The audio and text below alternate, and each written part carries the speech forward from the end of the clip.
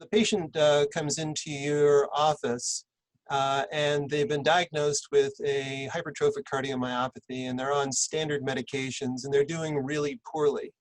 Is that at all helpful in history, or is that just the way hypertrophic cardiomyopathies go? Yeah, no, I think it's an important phenotype to discuss. I think that a lot of patients who come to cardiac attention are those with an established diagnosis of heart failure, often in the setting of preserved ejection fraction, who have increased wall thickness, as Dr. Watellis outlined, in the absence of a typical stimulus for left ventricular hypertrophy. So big, thick walls in the absence of things that are associated with thick walls like hypertension, I think should raise suspicion for a possible contributor like an infiltrated.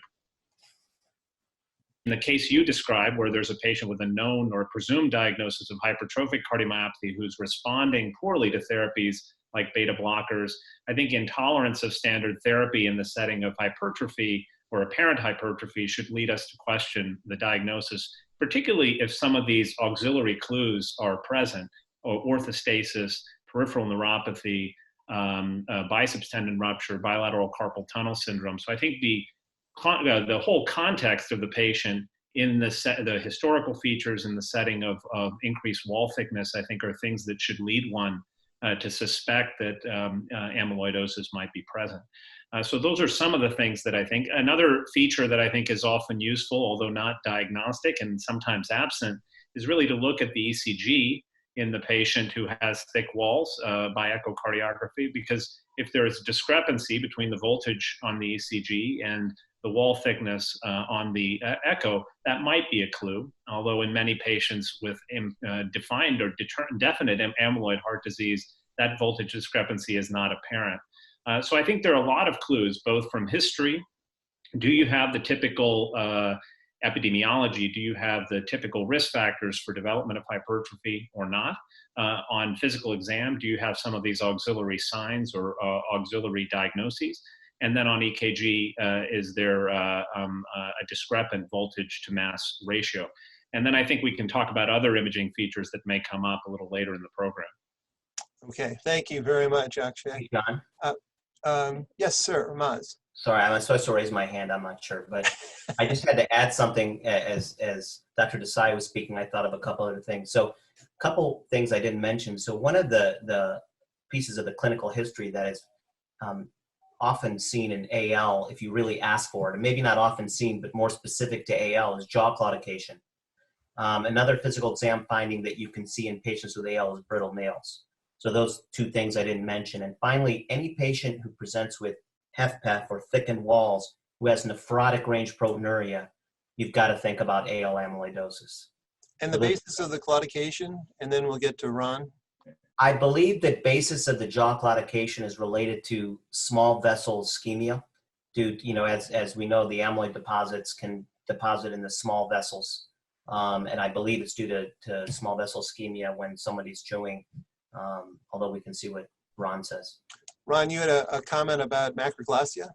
I did, yeah, that and a couple others real quickly. In terms of macroglossia, I think as cardiologists, we aren't used to looking at tongues very much. If you start, anybody who does amyloid does get used to looking at tongues. And if you start looking at them, you'll see there's people with true, honest to goodness, extreme macroglossia, sometimes to the point that they can't even handle secretions, et cetera. That, as Maz was saying before, is really pathognomonic for AL amyloidosis, and transthyretin will not cause that.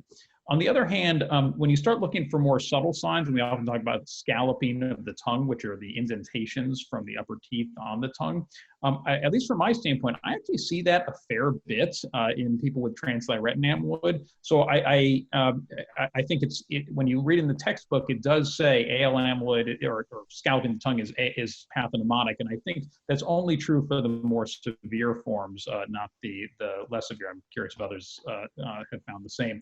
The other comment that I just wanted to make, in terms of on the wall thickness, that was pointed out, indeed, that if you see increased wall thickness without a clear cause, that's one of the clear things you should be thinking about, along with, for example, hypertrophic cardiomyopathy. But what I'd emphasize is that when you start getting into older populations, everybody has a history of hypertension. So just because somebody has a history of hypertension, that does not explain particularly massive wall thickening. For example, a very nice study with just screening everybody with aortic stenosis found 16% of the individuals, just all comers being screened, had concomitant transthyretin amyloidosis, 22% of the men. So the main message I would say is if you see somebody with significant increased wall thickness, regardless of if they have reasons why they should have increased wall thickness, amyloidosis actually should be, particularly transthyretin amyloidosis, should be one of the high considerations for the cause. Thank you. And Dr. Desai, you had a comment. Well, I was just going to build on what Ron said, and that is, I think we're starting to appreciate more and more that this very enigmatic problem of heart failure with preserved ejection fraction, where we've really had very little success in defining specific medical therapy, may be contaminated by a large proportion of particularly wild-type TTR amyloid. And so I think that deliberately looking, as has been suggested by the others, for amyloid in patients who have a little bit more wall thickening than you might expect for the degree of hypertension or the degree of aortic valve disease, suspecting and at least deliberately looking for those historical and physical exam clues in a patient who presents with HFpEF or low gradient aortic stenosis.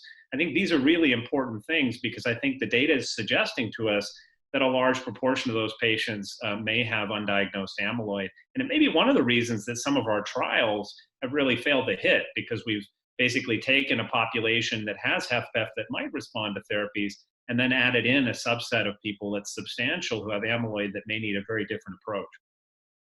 All right. Yes, Dr. Hanna. I don't want to belabor the point, but there's one thing that Ron brought up in the beginning that I just wanted to dovetail a little bit on, and that's the epidemiology of the patient, the demographics of the patient. So if a 53-year-old male walks into my office, is it possible that they have TTR, cardiac amyloidosis? It is, but it's probably going to be more likely it's AL. So in this era of increased imaging, technetium pyrophosphate scans, where people are not effectively ruling at AL, you have to think to yourself, is this 50-some-year-old patient actually have TTR? And if you have an elderly patient, it's going to be more likely ATTR than AL. Not that it can't be either, but the demographics, if it's an African American in their late 60s, you start to think of this hereditary form of ATTR. So I think knowing the age, the sex of the patient, the demographic is important when you're trying to think about these patients.